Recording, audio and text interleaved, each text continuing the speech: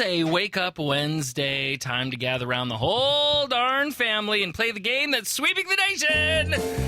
Drunk, high, or crazy? In the studio, we have Lori. Hello. We have Ron. Good morning, Mikey and the missus. And we have Bonnie. That's me. You know how this works. I do. I tell you a real enough news story, and you must decide whether the subject of the story was drunk, high, or crazy. Is everybody ready to play? Yes. Get it done. Let's do it. All right, here comes the story.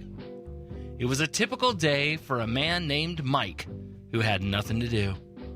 There he was, just sitting around, when he was startled by a loud, booming voice from heaven. Yes, it was God himself. And he saith unto him, Mike. What? Said Mike. I, the Almighty, command you to arise and defeat the armies of men, for they fight against the kingdom of God. You shall be my destroying angel, and you shall destroy the entire U.S. military yourself. Wow. Okay, said Mike, and he sent out on his mission to blow some stuff up. Mike, the avenging archangel, went walking through the town looking for the army. But where would one find the army? After walking several city blocks, there, in front of him, a sign. It was a literal sign. It said Army Recruitment Office. Ha-ha! Miracles do happen! Checkmate, atheists. Mike went down to the Army recruitment parking lot, and there lined up was a series of cars. One said join the Army, the other one said join the Navy, another one Air Force, and so on. Mike, the angel, went down the row and started cracking open the gas tanks. He then began ripping pieces of cloth off his clothes and shoving the rags into the gas tanks. What? He did this with not just a couple of cars, not even 4 or 5, not even 10 cars, but he shoved rags down the gas tanks of 17 cars. Wow. Mike the Archangel was giddy with excitement as he reached into his pocket for a lighter. No. Unfortunately, he realized that he forgot to bring one. Ah, great, he thought. Now he'll never want me for a sunbeam.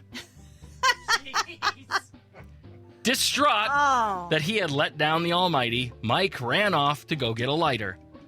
When Mike returned several minutes later, he was holding a giant can of kerosene, a box of matches, and a facial expression that said, "This little light of mine, I'm gonna let it shine." But when he got back to the parking lot, the police were already there to greet him. Mike explained that he was actually an angel, but unfortunately, the cops didn't have enough faith to believe him, and he was arrested before he could even blow up one Honda Civic. What we do know is this. When you hear voices from God, you should probably double check to make sure it's not just your brother with a megaphone. But what we don't know is what made this avenging angel spread his wings in the first place. Was this prophetic pyromaniac drunk, high, or crazy? Crazy. That was a very quick answer. I actually decided that when you did the teaser earlier this morning for this story. Wow. I turned to Ron Really? and I said, Ooh. crazy. This week he's high. Okay. Bonnie? Well, it's not drunk. Why do you say that? I don't This know. is some really bad stuff. Yeah. I'm going to go with crazy as well. Okay. 2 crazies, 1 high. That's a party.